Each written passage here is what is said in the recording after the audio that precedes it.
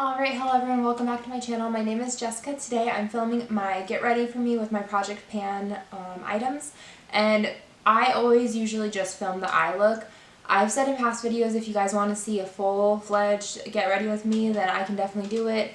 Always, if you want to see like everything that I'm using on my face, go ahead and leave it in the comments below, but no one has actually done that yet, so I am going to keep doing the eye look. I really think that the eye look is basically, you know, the most unique part of the Get Ready With Me anyways, so I feel like all the face stuff is so personalized that I don't know, sometimes I'm like, do we even really need to see that? I don't know. So yeah, that's what this is all about. It's basically highlighting how I use my Modern Renaissance and my ColourPop shadows. So I will go ahead and get started. First thing I do, I've already primed my eyes in the clip, and then I used tempera slightly to set the primer. I hadn't been doing it in the winter months, but I've been doing it now that we're coming out of winter. And then I go ahead and go into burnt orange, and I really smoke that out as my light transition shade.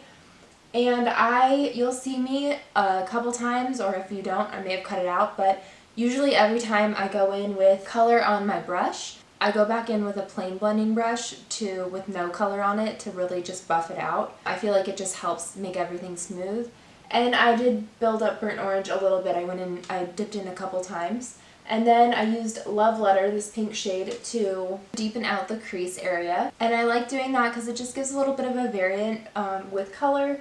And then I went ahead with my ColourPop Super Shock Shadow in Kathleen Lights, and I used that as my eyelid. I personally like to use a brush for the ColourPop Super Shock Shadows. I know a lot of people prefer to use their fingers, which is totally up to you, but for me I feel like I get a little bit more precision with it. Also, I want to say that if you don't have the Super Shock Shadow, you can get a similar look for the most part with the color Primavera here in this Modern Renaissance palette.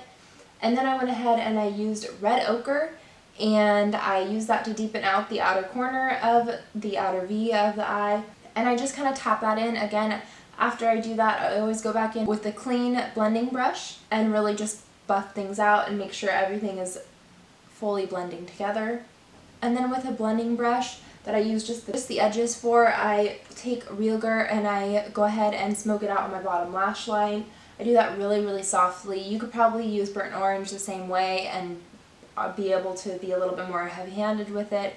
But again, I'm just trying to get use out of a lot of different colors in the palette. And then I went ahead with tempera again, and I used that as my brow bone highlight, as like a matte brow bone highlight. There is a little bit of like shine in here, shimmer, but for the most part it looks matte on the lid. And then I went ahead and I put black eyeliner on my upper lid and my lower lash line, the outer corner of my lower lash line. I didn't show that because I really don't have any technique. I just kind of go for it, and I don't wing it out or anything. I literally just line it just to give more so the roots of my lashes get a little bit of depth to it. And then I went ahead with Cypress Umber on a little definer brush, and again, I just at the very outer corner I just tap it on, and then again follow through to the bottom lash line. And then I use my MAC eyeliner in Silver Skates, and this is in my Project Pan for my Beatles collab with Becky Loves Kanga,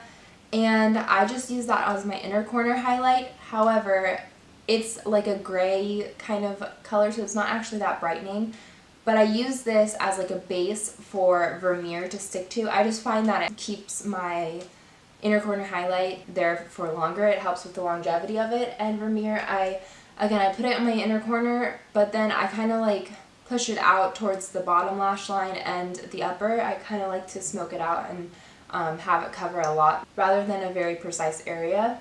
And then from there, I just put on mascara. Again, I didn't show, I'm using the Tarte mascara. I didn't show you because you can use whatever mascara you need. And that's it. That's the rest for the look. And that's it for this video. Thank you guys so much for watching. I really hope you enjoyed. Don't forget to give it a thumbs up and a like and subscribe and comment down below what you want to see next from me. Thank you guys so much for your time, and have a good day. Bye.